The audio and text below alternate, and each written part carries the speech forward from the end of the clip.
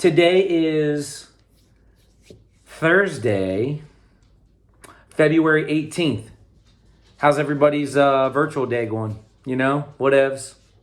It's whatevs. My dog. I got two of them. They're crazy. So we are now finished with the nonfiction unit, and we're moving into the argument writing movement. So here's the deal. We've said this before, that there were 4 pillars on which English language arts sort of works. We've got reading, writing, and then speaking and listening. Sort of could be combined as one. We've done quite a bit of reading. We've actually done a whole semester's worth of reading. We're now going to get into writing. Now that we're moving to writing, we're going to get out of the nonfiction unit and we're going to move into the writing, but we're not going to completely, disengage from the nonfiction unit. We're actually going to use some of the things that were there and to help us move into the writing portion. So let's start with what we plan to do. What we plan to do is write an argument essay, but not yet. First, we're going to write a compare and contrast essay. That compare and contrast essay will be about Abraham Lincoln and Jefferson Davis, 2 people we've gotten to know quite well. And the beauty is we will write a compare and contrast just like the introduction. No, not just like the introduction did, but in a similar way to the way the introduction did. We're going to simplify it a little bit. So that's a plus for you.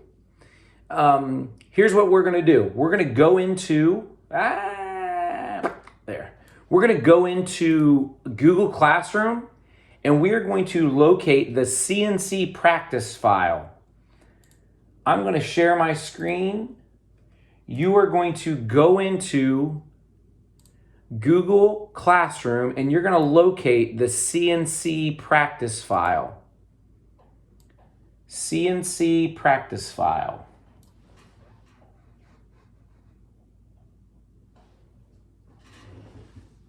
No. Nah. Can't do that. CNC Practice File.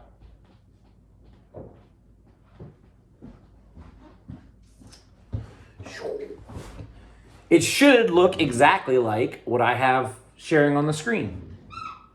And today you guys are going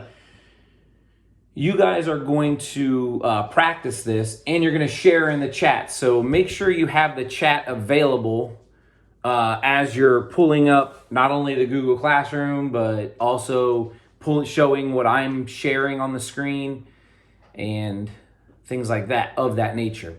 So hopefully you found this CNC practice inside your Google Classroom, in which it says, in today's exercise, we are going to work on comparing and contrasting different items. Now, some items are easier to compare and contrast with others, and some not so much.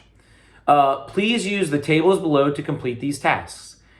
And as you see, it says in the left-hand column, please list things that are unique to a baseball. Okay, no problem. In the right-hand column, please list things that are unique to a football. Okay, I can do that. In the middle, please list the items that both objects share. And that's what we mean by compare and contrast. The idea of comparing, we usually mean things that are similar. Contrasting means things that are different. And just so we're clear, I know Mason knows what one of these is, but this is a baseball. Look at that. It's about 4 inches across, and I think there's 146 stitches right there. So there you go. And then we also have a football. If you've never seen one before, this is what it looks like. Bang. That's what a football looks like. Dink. There it is. Well, that's a little fuzzy. There we go. No thanks. Boom. That's a football. So if you've never seen those, there they are. And now what we want to do is we want to list things that are unique to a baseball, things that are unique to a football, and then what they both share. So here's what I'm going to do. I'm going to pull up my Google Timer.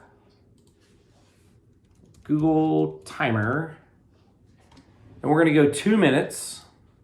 And I want you to fill in that chart as best you can. 2 minutes, go. And I'm going to stop this because we're going to do the same thing for baseball and football that we're going to do for apples and oranges. And then we're actually going to move into Jefferson Davis and Abraham Lincoln. So be prepared. You have to know the things that are unique to both and then the things that both share. That's what we have to do. See ya.